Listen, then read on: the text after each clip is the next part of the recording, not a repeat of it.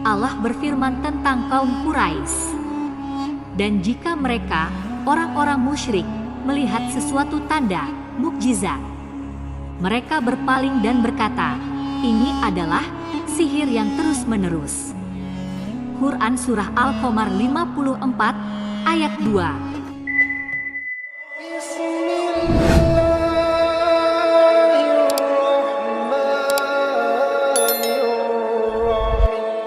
Dalam lembaran sejarah Islam, terukir sebuah kisah ketika Rasulullah SAW dan para sahabatnya dihadapkan pada boikot yang dilakukan oleh kaum Quraisy.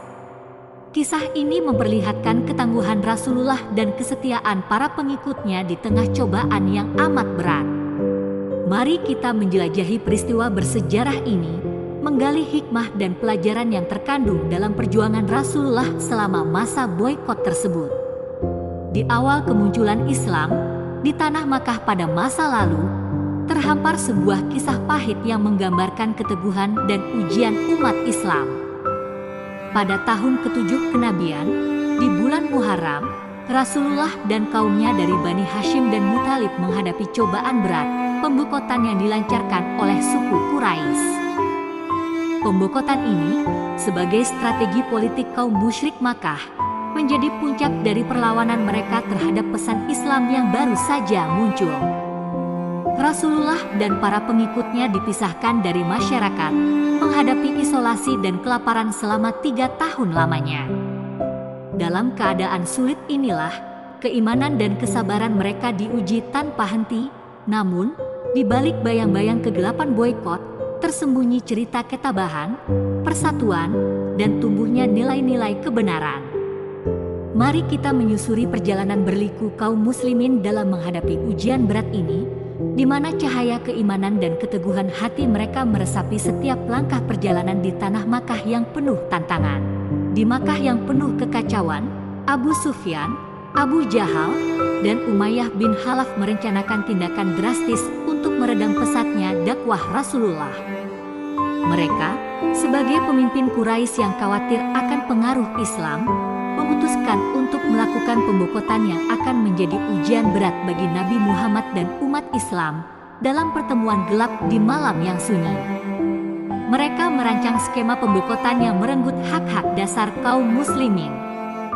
Abu Sufyan, dengan sikap tegasnya, menjelaskan, kita tidak boleh mengizinkan agama baru ini tumbuh lebih kuat. Kita harus memotong sumber dukungan dan mengisolasi mereka dari masyarakat. Abu Jahal, dengan kebencian yang menyala di matanya, menambahkan, dengan memboikot mereka, kita bisa menghentikan penyebaran ajaran sesat ini. Kita akan membuat mereka kelaparan dan lemah, sehingga tidak akan ada yang mau mendengarkan mereka lagi. Umayyah bin Khalaf, dengan ketidaksetujuan terhadap nilai-nilai Islam, setuju dengan rencana tersebut. Kita tidak bisa membiarkan agama ini mengubah keyakinan nenek moyang kita. Pemboikotan adalah cara terbaik untuk menjaga keutuhan tradisi kita. Dengan rencana yang telah disepakati, tindakan pemboikotan pun dimulai, menghasilkan rentetan ujian yang akan membentuk kekuatan dan kesabaran kaum muslimin di tengah badai cobaan. Seperti ditulis oleh Syekh Syafiur Rahman Al-Mubarakfuri bahwa sebelum pemboikotan, beberapa tokoh besar Quraisy telah dahulu memeluk Islam, antara lain Hamzah bin Abdul Muthalib, kemudian disusul Umar bin Khattab, serta Bani Hashim dan Muthalib telah bersatu untuk melindungi kaum mereka, yakni Nabi Muhammad sebagai keturunan dari kaum Muthalib. Pada sisi lain, pemboikotan ini juga dipicu oleh kemarahan kaum kafir Quraisy terhadap dakwah Rasulullah yang semakin gencar.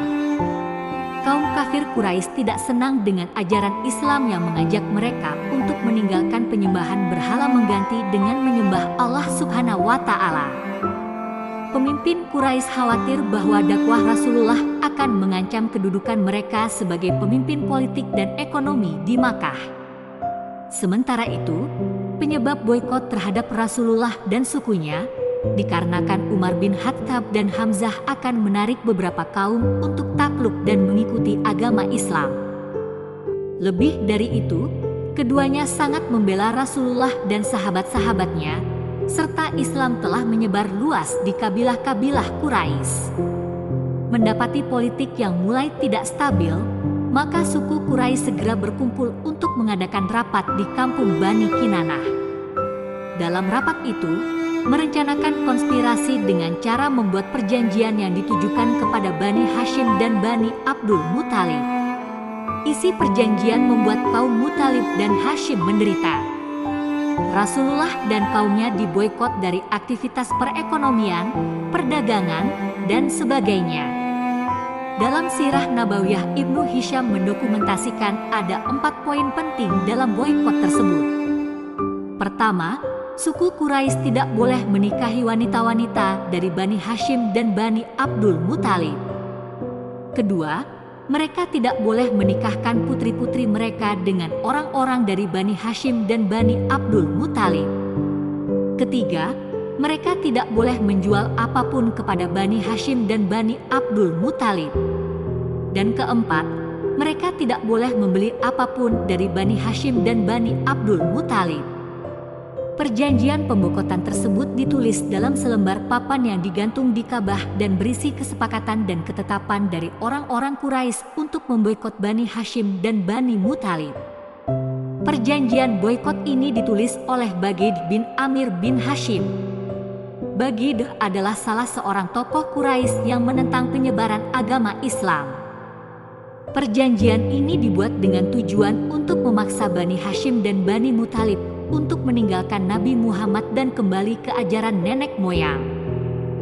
Pemboikotan benar-benar ketat. Kaum Bani Hashim dan Muthalib terisolasi dari dunia luar. Imbasnya, cadangan dan bahan makanan sudah habis. Sementara itu orang-orang musyrik tidak membiarkan bahan makanan masuk Makkah. Jikalaupun masuk, mereka akan segera membelinya, sehingga Bani Muthalib dan Hashim tidak dapat memilikinya. Kondisi ini benar-benar mengerikan dan menimbulkan kelaparan. Itulah penderitaan Rasulullah dan kaumnya yang telah mencapai titik kelemahan dan terpaksa memakan daun kering dan makanan yang tidak bergizi untuk bertahan hidup. Suara istri dan anak-anak mereka yang menangis kesakitan terdengar dari balik perkampungan.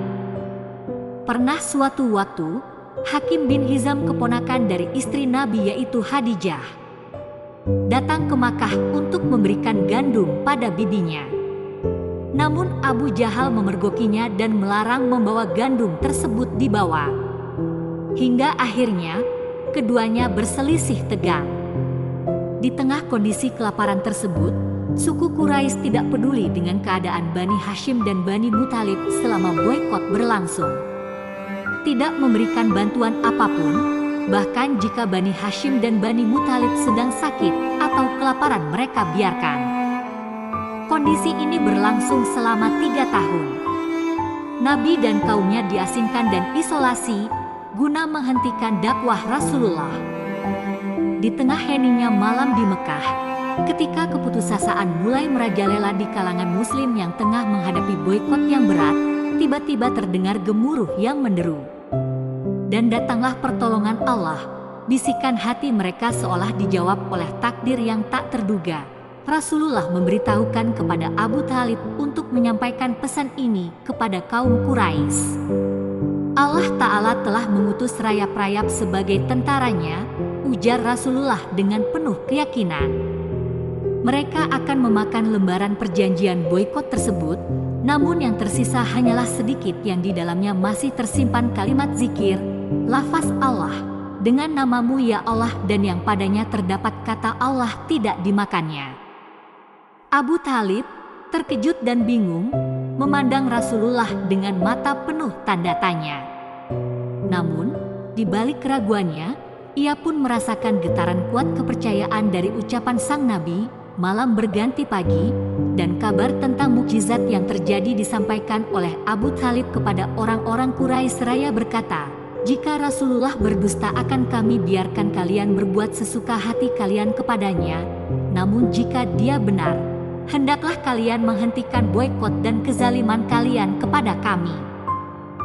Kemudian berlari kaum Quraisy mendatangi lembaran perjanjian tersebut, namun benar adanya terlihatnya bahwa rayap telah memakan lembaran itu kecuali yang terdapat tulisan lafaz Allah. Meskipun kaum Quraisy terkejut dengan keadaan lembaran perjanjian yang dimakan rayap, kemudian pemimpin Quraisy dengan langkah tegas, ia berkata, "Baiklah, sebuah perkataannya itu benar, mari kita ambil kesepakatan dengan cara yang lebih adil." Dengan melepaskan pemboikotan ini kepada kaum Bani Hasyim dan Muthalib, dengan demikian berakhirlah pemboikotan, lalu keluarlah Rasulullah dari perkampungan. Sementara orang-orang musyrik telah melihat bukti-bukti kenabian yang sangat jelas, akan tetapi mereka seperti yang Allah firmankan, dan jika mereka, orang-orang musyrikin, melihat sesuatu tanda, mukjizat, mereka berpaling dan berkata, "Ini adalah sihir yang terus-menerus." Quran Surah Al-Qamar 54 ayat 2. Walaupun boikot telah berakhir, tantangan tidak berakhir begitu saja. Rasulullah dan kaum muslimin kembali ke kehidupan sehari-hari, tetapi orang-orang kafir masih berusaha menghalangi dakwah Rasulullah. Meskipun mereka tidak lagi menerapkan boikot, namun mereka mencoba menggunakan berbagai cara untuk menentang Rasulullah. Namun, di tengah rintangan itu, dakwah Rasulullah semakin berkembang. Keuletan dan ketabahan kaum muslimin menjadi pilar utama dalam menghadapi segala cobaan. Rasulullah terus menyebarkan ajaran Islam dengan penuh kesabaran dan hikmah, menjadikan kehidupan mereka sebagai teladan bagi yang lain. Pada akhirnya, beberapa dari orang-orang Quraisy mulai merasa tergerak hatinya melihat integritas dan moralitas kaum muslimin. Beberapa di antara mereka akhirnya membuka hati untuk menerima ajaran Islam. Perlahan-lahan, dengan pertolongan Allah, penghalang-penghalang tersebut mulai terbuka. Akhir cerita ini menjadi bukti bahwa kebenaran dan kebaikan selalu menang, meskipun dihadapkan pada berbagai rintangan. Dakwah Rasulullah yang diwarnai oleh kesabaran, kebijaksanaan, dan keteguhan akhirnya mencapai tujuannya. Ini adalah cerminan dari kuatnya keyakinan dan keteguhan hati dalam menghadapi cobaan kehidupan.